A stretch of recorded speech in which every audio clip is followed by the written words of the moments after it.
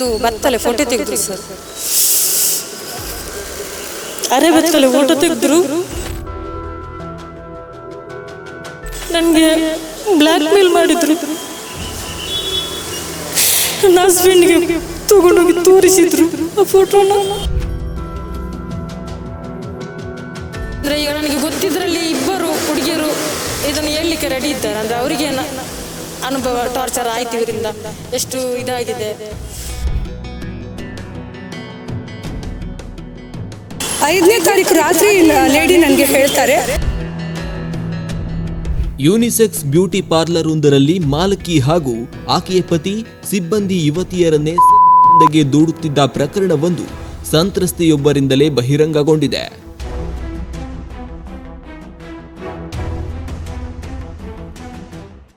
ನಾನು ಬ್ಯೂಟಿಷಿಯನ್ ಕೆಲಸಕ್ಕೆ ಅಂತ ವೈಟ್ಸಲ್ಲಿ ಅಂದರೆ ಜ್ಯೋತಿ ಹತ್ರ ಅಂಪನಕಟ್ಟೆಯ ಹತ್ರ ಕೆಲಸಕ್ಕೆ ಅಂತ ಹೋದೆ. ಅಲ್ಲಿ ಅವರು ಮಸಾಜ್ ಎಲ್ಲ ಮಾಡಿಸ್ತಿದ್ರು ನಮ್ಮ ಕೈಯಲ್ಲಿ.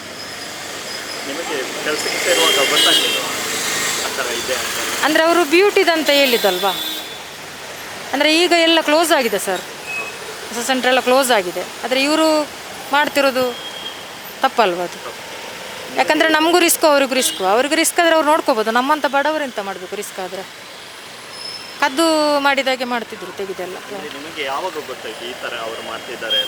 ಇಲ್ಲ, ಗೊತ್ತು ನನಗೆ ಹೋಗದ ಇದು ಗೊತ್ತಾಗಿದೆ. ಆದರೆ ಮೊನ್ನೆ ಅವ್ರದ್ದೊಂದು ಪರಿಚಯದ ಒಬ್ಬನನ್ನು ಕಳಿಸಿದ್ರು ಹೀಗೆ ಇದು ಮಸಾಜ್ ಮಾಡಲಿಕ್ಕೆ. ಅವನು ರೂಮಿಗೆ ಹೋದಾಗ ಅಂದರೆ ನಾನು ಲಾಕ್ ಇಲ್ಲದ ರೂಮಿಗೆ ಹೋದೆ. ಯಾಕಂದರೆ ಒಂದು ರೂಮಲ್ಲಿ ಲಾಕ್ ಇದೆ, ಒಂದು ರೂಮಲ್ಲಿ ಲಾಕ್ ಇಲ್ಲ. ನಾನು ಲಾಕ್ ಇಲ್ಲದ ರೂಮಿಗೆ ಹೋದೆ. ಅವನು ಹೋದಾಗ ನಿಮಗೆ ಅಷ್ಟು ಕೊಡ್ತೇನೆ, ಇಷ್ಟು ಕೊಡ್ತೇನೆ ಆಗ ನಾನು ಅದೆಲ್ಲ ಇಲ್ಲ ಸರ್ ಅಂತ ಹೇಳಿದೆ. ಅದೆಲ್ಲ ಇಲ್ಲ ಅಂತೇಳಿ ಹಾಗೆ ನಾನು ಹೊರಗೆ ಬರಲಿಕ್ಕೆ ಪ್ರಯತ್ನ ಪಡುವಾಗ ಅವನು ಹೊರಗೆ ಬರಲಿಕ್ಕೆ ಬಿಡಲಿಲ್ಲ ನನ್ನ.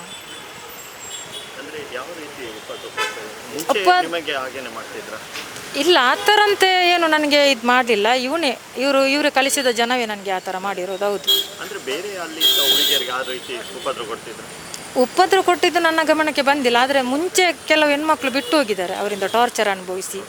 ಆಮೇಲೆ ಹೇರ್ ಕಟ್ಟಿನ ಇಬ್ಬರು ಹುಡುಗರು ಹೋಗಿದ್ದಾರೆ, ತಪ್ಪಿಸಿ ಹೋದಾಗೆ ಹೋಗಿದ್ದಾರೆ. ಯಾಕಂದರೆ ಇವರಿಗೆ ಹೇಳಿದರೆ ಇವರು ಬ್ಲ್ಯಾಕ್ ಮೇಲ್ ಮಾಡ್ತಿದ್ರು, 1,50,000 ಇಡು, 50,000 ಇಡು, ಆ ಥರ.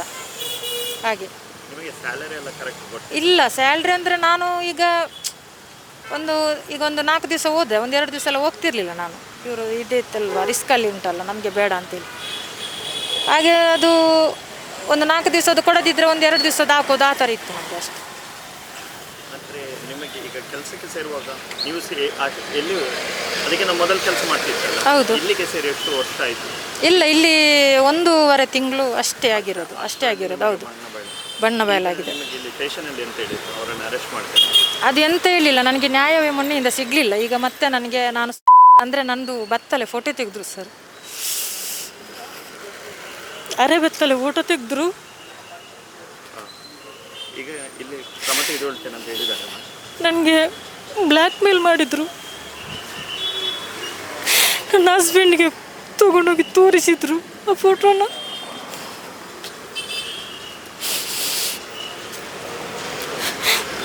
ತುಂಬ ಹಿಂಸೆ ಮತ್ತು ನನಗೆ ಪ್ರತಿಭಕ್ಕನಿಗೊಂದು ಫೋನ್ ಮಾಡಿ ಅವರಿಗೆ ಹೇಳ್ಬಿಟ್ಟು ಆಮೇಲೆ ಮಾಡುವಂಥ ನಿರ್ಧಾರ ಮಾಡಿದೆ. ಆಗ ನನಗೆ ಅವರು ಧೈರ್ಯ ಹೇಳಿದರು, ನಾನು ನಿನ್ನ ಜೊತೆ ಇದ್ದೇನೆ. ಅಂದರೆ ನನಗೆ 3 ವರ್ಷದೊಂದು ಮಗು ಇದೆ. ಹಾಗೆ ಪ್ರತಿಭಕ್ಕ ಹೇಳಿದರು, ನಾನು ನಿನ್ನ ಜೊತೆ ಇದ್ದೇನೆ, ನಿನಗೆ ಅನ್ಯಾಯ ಆಗಿದ್ದಕ್ಕೆ ನ್ಯಾಯ ನಾನು ತೆಗೆಸಿ ಕೊಡ್ತೇನೆ ಅಂತ ಹೇಳಿಬಿಟ್ಟು ಅವರು ಕಮಿಷನರಿಗೆಲ್ಲ ಮಾತಾಡಿಸಿ ನನಗೆ ಅಲ್ಲಿ ಕಂಪ್ಲೇಂಟ್ ಎಲ್ಲ ಮಾಡಿಸಿದರು. ಸಂತ್ರಸ್ತೆ ರಾಜ್ಯ ಹಿಂದುಳಿದ ವರ್ಗಗಳ ಆಯೋಗದ ಸದಸ್ಯಗೆ ಈ ವಿಚಾರ ತಿಳಿಸಿದ್ದಾರೆ ಎಂದು ತಿಳಿದು ಬಂದಿದೆ. 5ನೇ ತಾರೀಕಿಗೆ ಈ ಘಟನೆ ನಡೆದಿದ್ದು. 5ನೇ ತಾರೀಕು ರಾತ್ರಿ ಲೇಡಿ ನನಗೆ ಹೇಳ್ತಾರೆ, 6ನೇ ತಾರೀಕಿಗೆ ಅವರು ಬಂದು ಕಂಪ್ಲೇಂಟನ್ನು ಲಾಂಚ್ ಮಾಡ್ತಾರೆ. ಬಟ್ ಇವತ್ತು ಎಂತಾಗಿದೆ, ಇನ್ನೂ FIR ಆಗಿರಲಿಲ್ಲ, ಬಟ್ ಇವಾಗ ಆಗ್ತಾ ಇದೆ. ಅದಕ್ಕೆ ನಾನು ಮತ್ತೊಮ್ಮೆ ನಮ್ಮ ಕಮಿಷನರ್ ಅವರಿಗೆ ಧನ್ಯವಾದವನ್ನು ಹೇಳ್ತೇನೆ. ಅಂದರೆ ಈಗ ನನಗೆ ಗೊತ್ತಿದ್ರಲ್ಲಿ ಇಬ್ಬರು ಹುಡುಗಿಯರು ಇದನ್ನು ಹೇಳಲಿಕ್ಕೆ ರೆಡಿ ಇದ್ದಾರೆ. ಅಂದರೆ ಅವರಿಗೆ ಅನುಭವ ಟಾರ್ಚರ್ ಆಯ್ತು, ಇವರಿಂದ ಎಷ್ಟು ಇದಾಗಿದೆ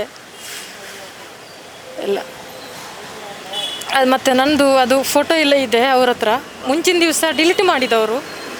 ಅಂದರೆ ಅವರಿಗೆ ನನ್ನಿಂದ ಹೊರಗಡೆ ಹೋದ ಮೇಲೆ ನಾನು ಇಷ್ಟು ನೋವೆಲ್ಲ ನನಗೆ ಕೆನ್ನೆಗೆಲ್ಲ ಹೊಡೆದ್ರಲ್ಲ, ಅದು ನಾನು ಯಾರ ಹತ್ರ ಹೇಳ್ಬಾರ್ದು ಅಂತ ಹೇಳ್ಬಿಟ್ಟು ಅವ್ರು ಈ ಥರ ಎಲ್ಲ ಬ್ಲ್ಯಾಕ್ ಮೇಲೆಲ್ಲ ಮಾಡಿ ನನ್ನನ್ನು ಎದುರಿಸಿ ಕಳಿಸಿರೋದು. ನಾನು ಬಂದು ನನ್ನ ಹಸ್ಬೆಂಡಿಗೆ ಹೇಳಿದೆ ಮತ್ತೆ ಈ ಥರ ಅಂತ. ಆಮೇಲೆ ಮತ್ತೆ ಅವರು ನನ್ನ ಹಸ್ಬೆಂಡ್ ಹತ್ರ ಕಾಲಿಗೆಲ್ಲ ಬಿದ್ದರು, ಕಂಪ್ಲೇಂಟ್ ಎಲ್ಲ ಮಾಡಬೇಡಿ, ನಮ್ಮ ಬಿಸ್ನೆಸ್ ಎಲ್ಲ ಲಾಸ್ ಆಗುತ್ತೆ ಹಾಗೆಲ್ಲ. ಸದ್ಯ ಘಟನೆಯ ಕುರಿತಾಗಿ ಪ್ರಕರಣ ದಾಖಲಾಗಿದೆ.